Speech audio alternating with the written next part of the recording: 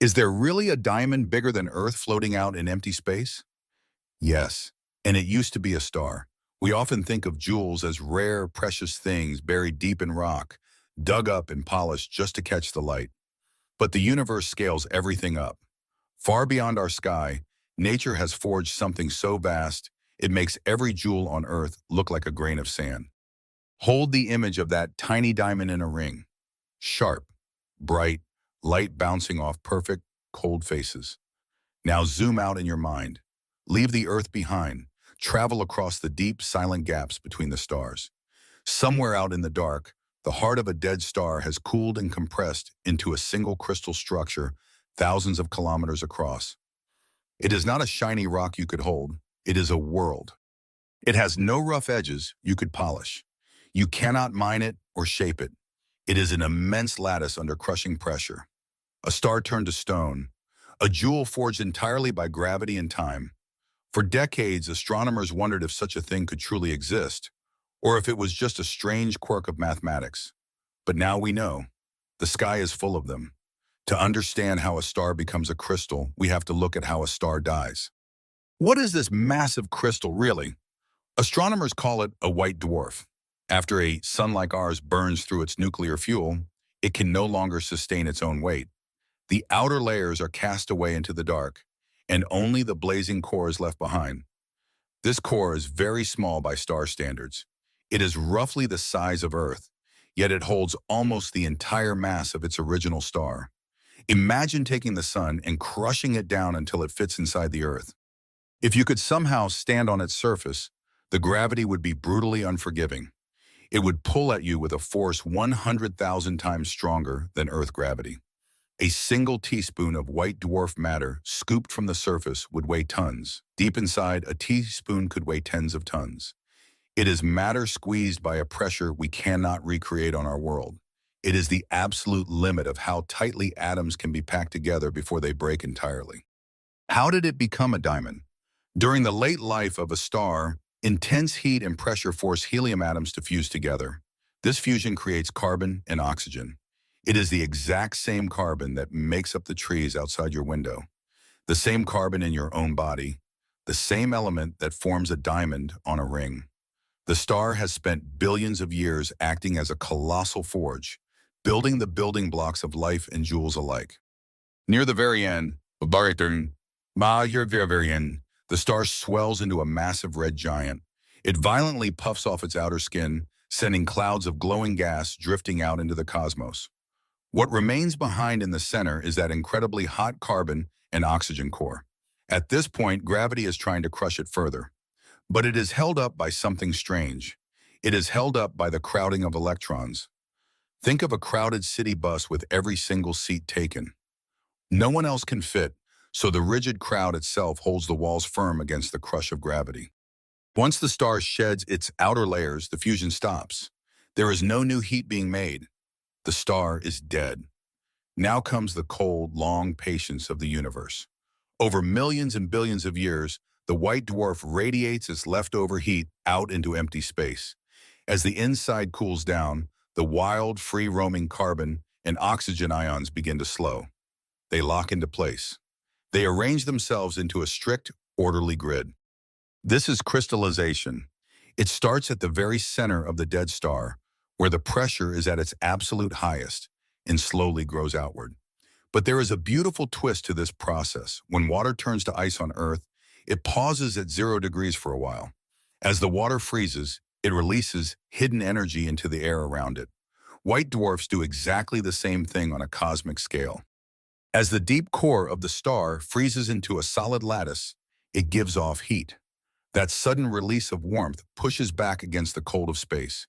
It actually slows the cooling of the star. The dying star lingers, staying brighter and warmer for much longer than anyone expected. It is fighting off the dark by turning its own heart to stone. And inside that freezing heart, something even more strange is happening. Oxygen is slightly heavier than carbon. As the stellar mix begins to freeze, the heavier oxygen is pulled inward toward the exact center of the star. Picture a gentle, invisible rain falling deep inside the crushing pressure of the core. As that oxygen sinks, it releases even more energy. Between the freezing of the crystal and the slow rain of oxygen, the white dwarf can delay its own cooling by up to 2 billion years. How do we know any of this is actually happening? Because astronomers listen to a diamond star ring. In the southern sky, there is a specific, massive white dwarf that researchers affectionately call Lucy, named after the famous song about diamonds in the sky. Lucy shakes in tiny, rhythmic ways. It trembles, like a massive gong that has been struck, ringing very softly out into the void. Those starquakes move through the deep interior of the white dwarf and carry clues to the surface. Just as earthquakes tell us what is inside our own planet, starquakes reveal what is inside Lucy. The models that match her vibrations suggest that most of her core is already a solid crystal. Lucy is unusually heavy, holding about the mass of our sun. That incredible extra weight crushes it down so much that it is actually smaller than Earth. We also have proof written across the sky in numbers too large to ignore. A space observatory mapped thousands of white dwarfs in our celestial neighborhood. When astronomers plotted all these dead stars by their color and brightness, they found something stunning. Many of the stars bunched up at one specific spot on the chart.